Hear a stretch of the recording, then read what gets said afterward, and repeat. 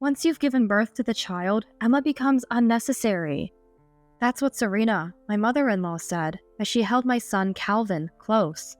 Serena, who had been so kind until Calvin was born, was glaring at me with an expression I had never seen before.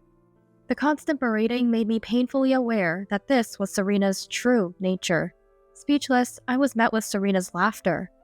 "I'll make sure to raise this child properly. My name is Emma, and I'm 28 years old. I've been married to Holden for 4 years now." Holden and I met in college and married after graduation. The in-laws' house is a plane ride away from my hometown. I had planned to work in my hometown after graduating from a nearby university, but plans changed. Holden, too, had received a job offer from a company in his hometown and returned there upon graduation. We ended up in a long-distance relationship for about a year after that, but things between us were going well. We both lived lives where, aside from school, we worked part-time jobs to pay for tuition. So, we were never really into romantic dates and were used to not seeing each other much. After getting a job, Holden seemed to have more free time and would often check in on me. I told him he didn't have to worry about his mom so much since we weren't kids anymore, but he still did. Time flew by in this manner until it was time for me to narrow down my job offers after finishing the rest of my college life. I was expected to earn a qualification in childcare, so I wanted to work at a childcare center. I was torn between working at a childcare center in my hometown or Holden's. Going to Holden's hometown meant we could get married right away. However, my mom was living alone in my hometown. My grandmother had passed away right before I started college, leaving my mom feeling lonely. I had decided to return to my mom's house after graduation, but that started to waver once I began dating Holden. Neither Mom nor Holden pressured me. I talked about Holden a lot over the phone with my mom, so she was okay with the marriage, and Holden, having grown up in a fatherless home, understood my feelings towards my mom well.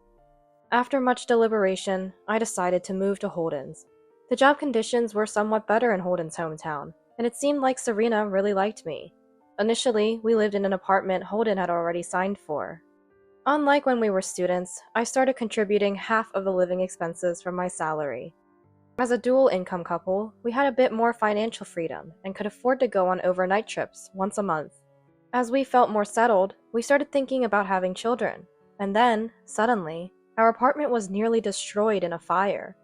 The exact cause was unclear, but it was suspected to be due to another resident's negligence. Fortunately, there were no injuries, and we were not home during the day. Still, losing all our furniture, appliances, and other possessions that were only a few years old was a shock.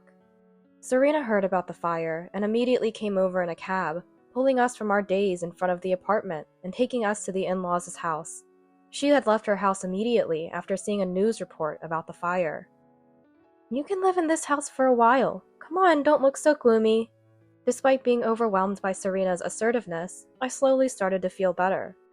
Holden and I had left with almost nothing, but the in-laws' house had most essentials, so it seemed we could manage. The land and the house were spacious. There were more rooms than Serena could use, and she prepared one for us. Thus, our temporary living arrangement with Serena was smoothly decided, and Holden felt guilty. There's nothing for Holden to apologize for. Actually, we're very grateful. Serena treated me like her own daughter and was a youthful, lively person. Serena was very accepting of us being a dual-income couple and did most of the housework. Feeling bad about leaving all the household chores to her as a wife, I made sure to help Serena out on weekends. "Emma, you're such a hard worker. You should rest on weekends, especially since you're contributing to the household expenses." Serena would say this, and after discussing it several times, Holden and I decided not to just live here temporarily, but to settle down. "We'll contribute to the household expenses in exchange for you doing the housework." When Holden mentioned settling down, Serena's eyes lit up with joy. "Leave the housework to me. It's embarrassing to admit, but I can't earn a living outside like Holden and Emma anymore. Having you two around makes every day enjoyable. I'm looking forward to our future together." And so, our cohabitation was decided. Thanks to Serena, I could focus on my job, and a year went by smoothly. However, I started feeling unwell more frequently around this time. Serena noticed something was off and urged me to go to the hospital. Despite lacking clear symptoms like coughing or a runny nose, I went to the hospital due to unusual tiredness and nausea I had never felt before. That's when I found out I was pregnant. Though unexpected, the ultrasound showed the clear presence of a new life. Trembling with joy, I returned home to Serena, waiting worriedly. Upon hearing about my pregnancy, "It's a celebration!" Serena clapped her hands in delight. Of course, Holden was also thrilled. Seeing Holden gently touch my stomach, Serena advised him, "Holden, you need to step up now since things are going to be even harder for Emma." Knowing the baby's gender was a boy thrilled Serena, who was already excited about her first grandchild. Serena became even more attentive to my well-being, noticing even my slightest movements. Her concern was reasonable for me, but her attitude towards Holden seemed a bit excessive. She handed him parenting books, instructing him in detail about the changes in a woman's body and how a baby grows. While it was helpful that Holden, my parenting partner, was well informed about childcare, I was internally worried about Serena's overbearing care, given Holden's work commitments. Serena seemed to have a strong desire for a boy. She shared that there used to be pressure to continue the family business, though it's not necessary now. Serena herself was pressured by relatives until Holden was born. Fearing criticism from now-deceased father-in-law and his relatives about parenting, Serena's fervor was somewhat understandable. After informing my workplace about the pregnancy and discussing my leave, Serena often suggested, "Shouldn't you quit your job right now? Are you sure your body is handling it well?" I resisted each time she brought it up. Honestly, I felt Serena was becoming overly protective, and working gave me a break from that. I wanted to joyfully anticipate the baby's arrival without feeling overwhelmed by the environment. However, I couldn't discuss this with Holden, who was facing even stricter attitudes from Serena. At that time, Serena seemed almost obsessed. Despite the pressure, I successfully gave birth to my son Calvin. Serena visited during my hospital stay, holding Calvin as much as she could until a nurse reminded her visiting hours were over. Her overexcitement seemed utterly unreasonable, even for a first grandchild. The source of my discomfort soon became clear. Serena had been at the hospital since early morning on my discharge day, having convinced someone to drive her. The nurse, upon hearing this, rushed my discharge preparations, but I felt terrible for the hospital staff. I couldn't leave until the hospital's reception opened, and during that time, Serena called me multiple times. "I came because I was worried about Emma and Calvin. I want to see your faces soon." Trying to soothe Serena, who spoke with a tearful voice despite seeing us the day before, I apologized to the nurse. Since Holden was at work, Serena came to pick us up, so I couldn't really say anything against it. Hours later, when we finally came out, Serena embraced us. She didn't let go of Calvin the whole way home, but since she had waited for us for so long, I decided not to say anything. As soon as we got home, I changed Calvin's diaper. Serena watched over my shoulder the entire time. As soon as I stepped away, she immediately picked up Calvin. I turned to Serena and said, "I'm going to do the laundry from the hospital stay," but she didn't respond.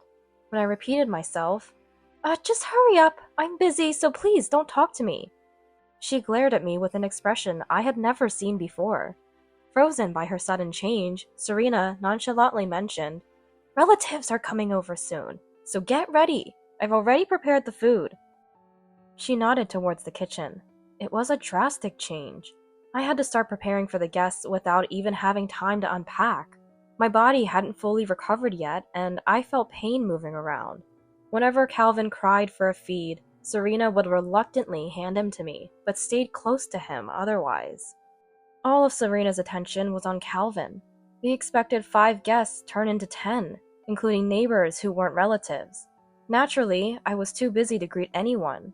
While I was struggling with postpartum pain, Naomi, a neighbor, noticed and asked, "Hey, Emma, are you okay?"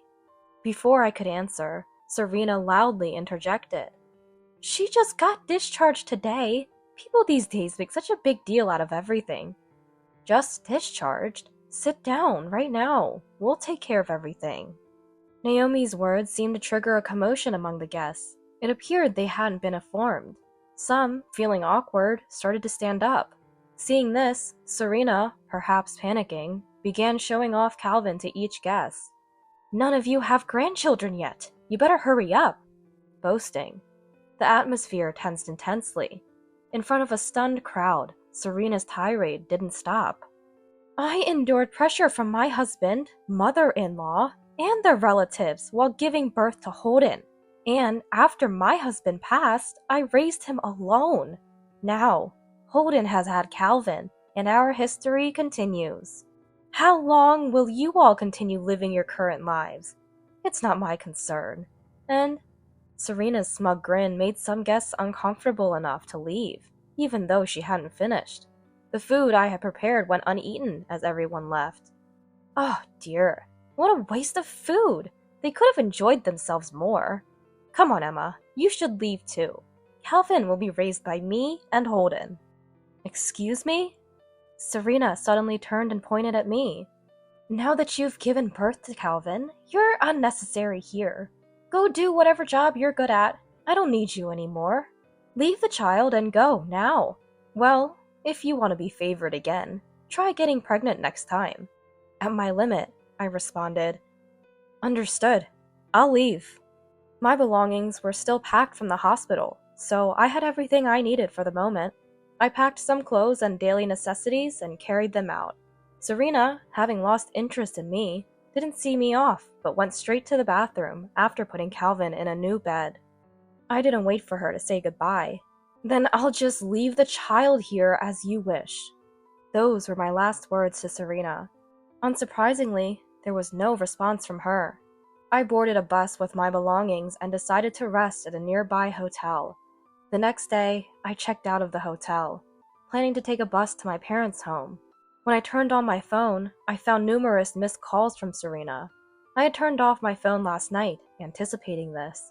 Then, Serena called again, and I answered. I was worried because I couldn't reach you. Where are you? You're not worried about me, are you? Answer my question.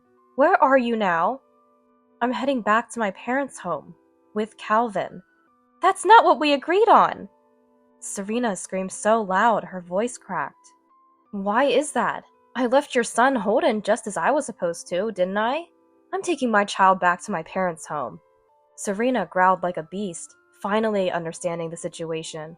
When I left the in-laws' house, Serena hadn't seen me because she was in the bathroom, so she didn't realize I had taken Calvin with me. She must have come out of the bathroom after I had completely left, too late to catch up. Since then, she had been calling me repeatedly. Now that I had turned on my mobile phone, she was finally able to reach me. I had left without telling Holden, so both of them must have been in a panic.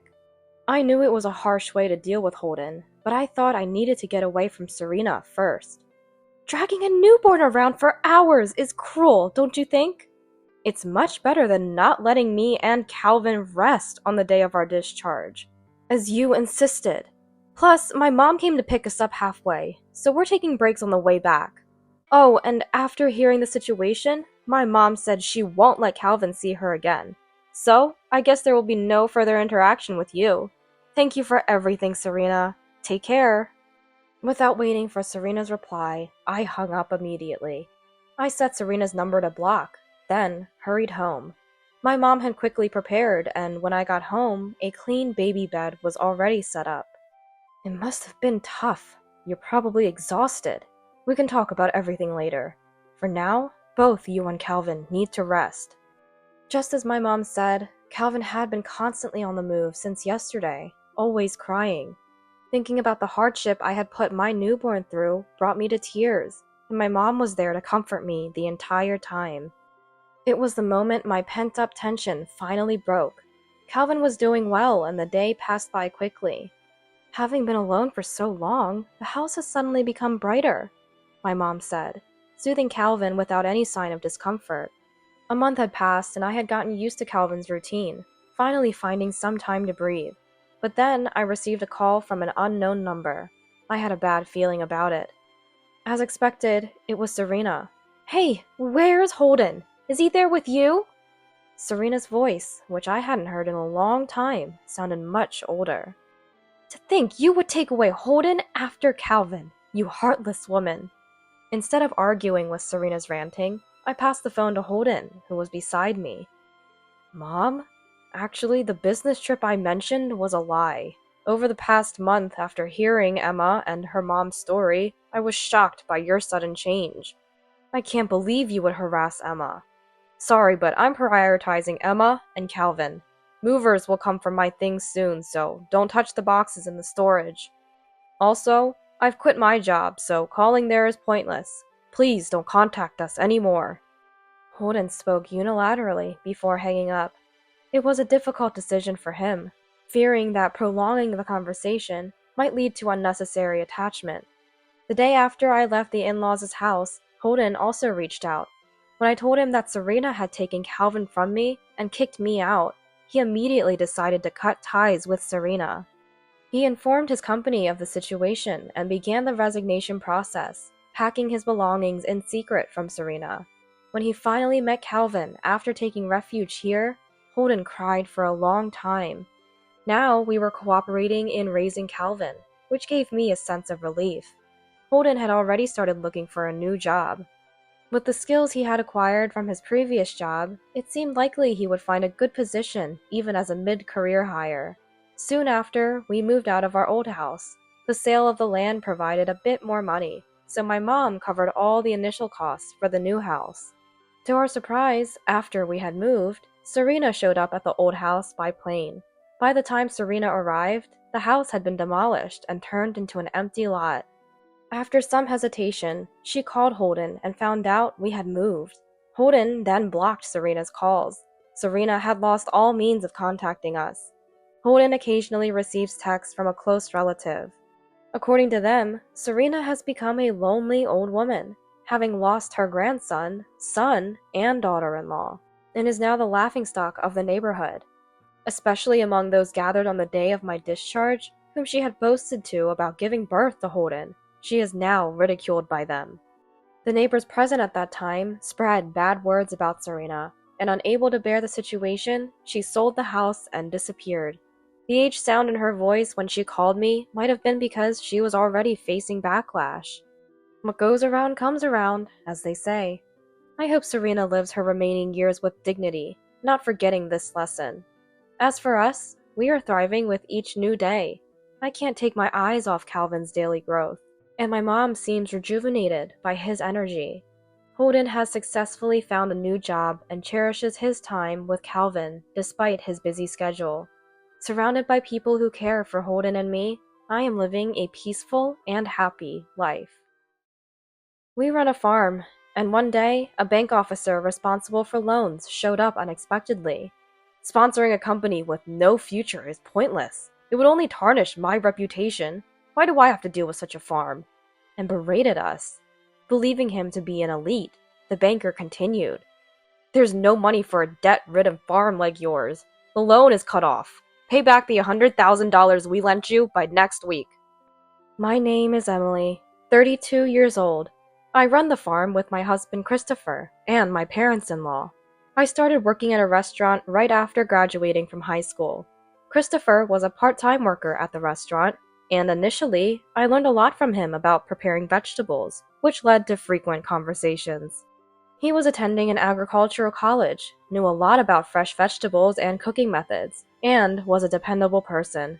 Talking with Christopher was always fun, and when he graduated from college, I confessed my feelings, and we started dating.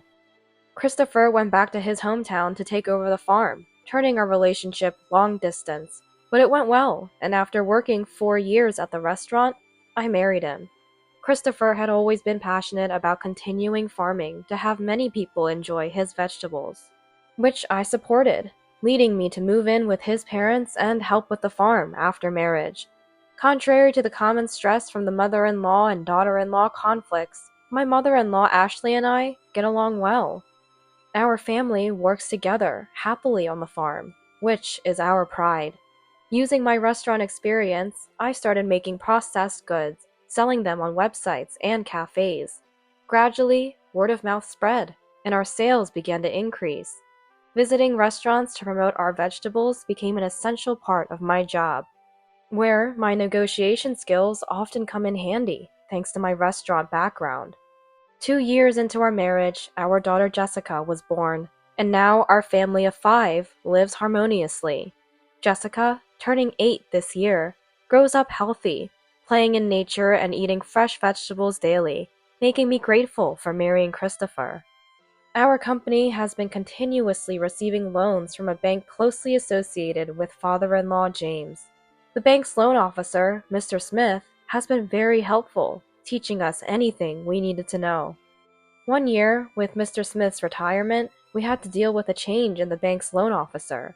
It's the bank's policy to change officers every few years, and this was the 4th time for us. Mr. Smith was the most approachable and supportive officer we had encountered. We were really grateful for the help, so we wished Mr. Smith could have stayed on a bit longer, but retirement is retirement. For the handover, Mr. Smith brought his successor, Mr. Johnson, to introduce him to us. Mr. Johnson, a young employee of 25, had been transferred to our branch. "Nice to meet you. I'm Michael Johnson, your new contact. I was considered an elite at my previous branch, so rest assured." He was a slightly plump man with a friendly smile. His self-declaration as an elite was a bit off-putting, but since we would be working with him, we greeted him politely. Mr. Johnson took over from Mr. Smith, carefully clarifying any uncertainties, making us feel comfortable leaving things in his hands. After a smooth transition, Mr. Smith retired. One day, while we were working in the field, a car horn sounded. It's a rare occurrence on this seldom-traveled road, so turning around in surprise, I saw Mr. Johnson driving. Wondering what brought him here unexpectedly without any prior contact, I stopped my work and approached him. "Hello, is there something you need? We didn't have an appointment today." Thinking maybe Christopher had made some arrangements, I called him over from where he was working nearby. "No appointment or not, this company is drowning in debt. How did it ever receive loans in this state? Supporting a futureless company makes no sense. It would only tarnish my record. Why should I deal with such a farm? This countryside doesn't suit me. I'll improve my performance and return to an urban branch soon." He looked at us disdainfully, clicking his tongue. I couldn't believe what I was hearing. Was this the same Mr. Johnson from the handover? "Sorry, but what you're saying doesn't quite make sense. The loan amount was decided after discussions with your predecessor, Mr. Smith." Irritated by my response, Mr. Johnson raised his voice even more. "This is why I hate talking to idiots. There's no money to waste on a debt-ridden farm like yours. I won't be responsible for such a mess. It's going to save my career. The loan is cut off. Make sure to repay the $100,000 we loaned you by next week." As he refused to listen, "Are you sure you won't regret this?" I asked, to which he responded with a sneer, "Nope," and drove off immediately. What was that attitude? Christopher, frustrated, threw his gloves to the ground. "We should cancel our account with this bank. Let's do it now." Heading to the bank to close our account caused quite a stir within the institution. The bank branch manager was out, so the bank deputy manager, along with Mr. Johnson, came to apologize to us. "I'm terribly sorry for the inconvenience our employee has caused. Could you possibly reconsider the cancellation?" The deputy manager deeply apologized. "You should apologize too," and urged Mr. Johnson to do the same. However, did I say something wrong? It's hard for a mere farm to turn a profit, and with so much debt, it's only logical to cut off the loan, Mr. Johnson retorted. He showed no sign of remorse. The deputy manager, turning pale, explained, "You're not looking at the whole picture. There are good debts and bad debts. Companies investing in their future, even if in debt now, are reliable partners. This client has been increasing sales through product development, promotion, and new ventures for the past 10 years.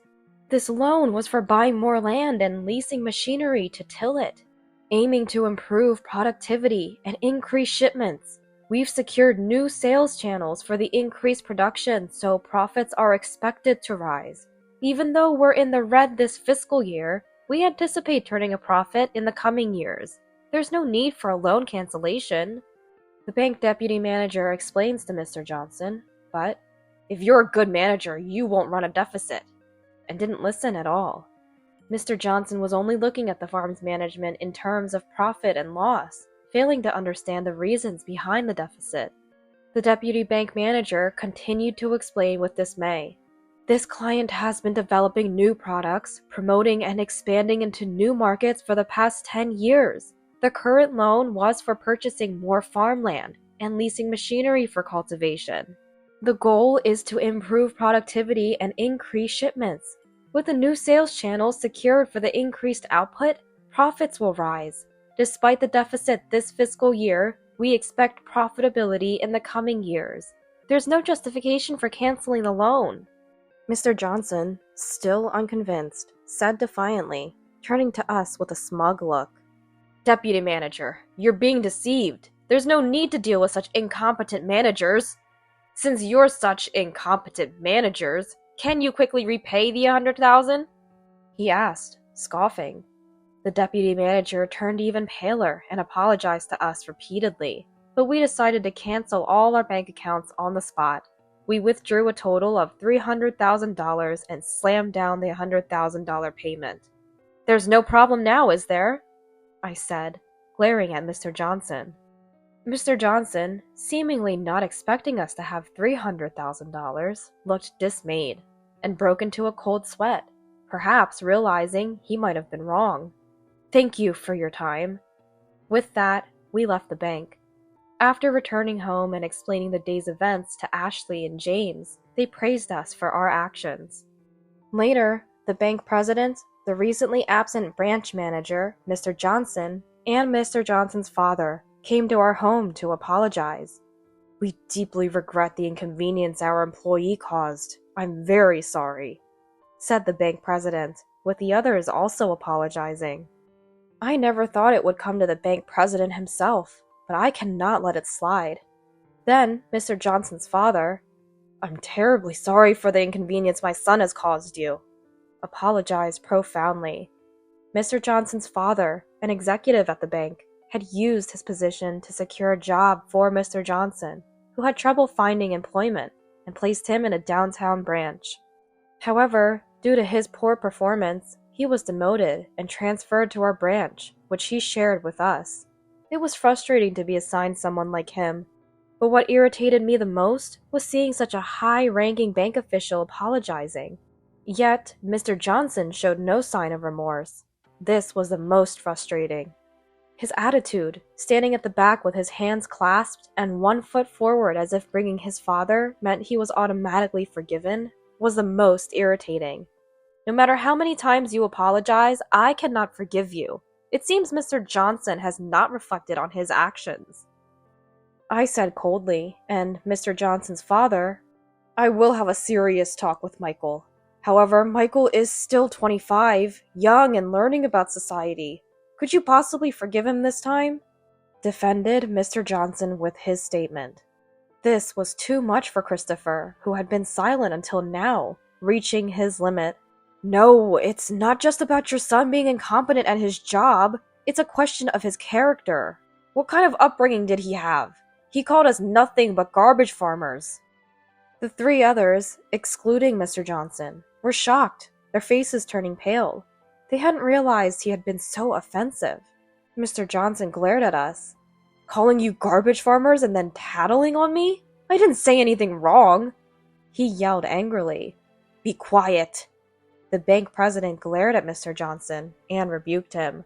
Mr. Johnson trembled with frustration and sulked.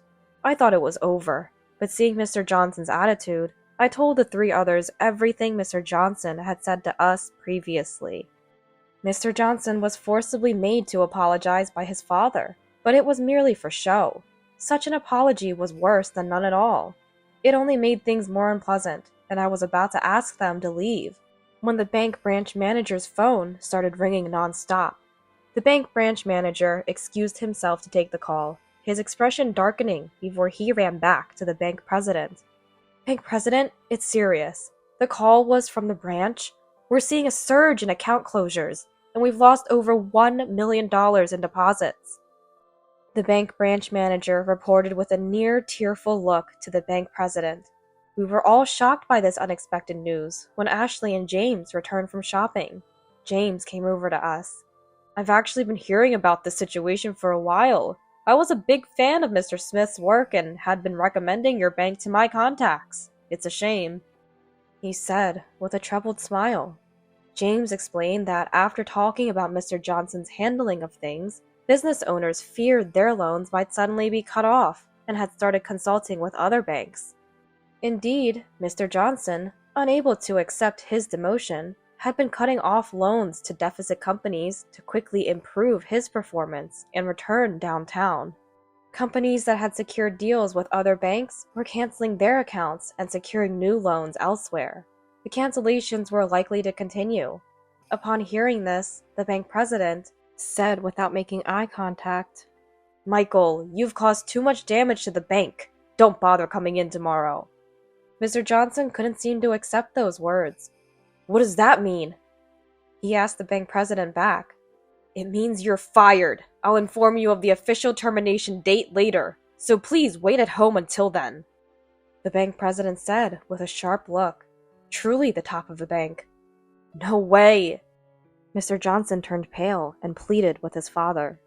"Dad, do something, please. I want to aim for the top at the bank. Now that it has come to this, I can't protect you anymore. Where did I go wrong in raising you?"